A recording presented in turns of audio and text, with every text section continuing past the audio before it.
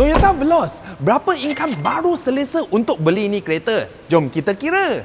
Kereta ni kalau you beli kereta baru, dia sekarang kena tunggu 3 hingga 6 bulan. Tapi ready stock, kita ada 2 biji. Muka lagi kita boleh buat. Kosong, ini yang kereta baru tak boleh punya. Bulanan dia 1 bulan 1,000. So kalau kali setahun 12 bulan, dia kena 12,000 1 tahun. Insurans dia setahun anggaran 2,500, Rotex 120, servis 1 tahun kita kiralah dia 1,000. Kereta akan wear and tear lagi, itu kita pun kira 1,000 juga. So ini yang setahun dia punya amount. Kereta ni belakang ada aircon lagi, so kalau setahun dia punya kegunaan kena RM16,620. Kalau bahagi 12 bulan, 1 bulan dia kena RM1,385. So kalau dari you punya gaji 30%, gaji you kena RM4,600 1 bulan. Kereta ni mini MPV, belakang boot dia memang kecil, tapi kalau nak selesa, nak duduk, nak letak barang, you boleh tarik satu, baring satu. So dia ada tempat yang letak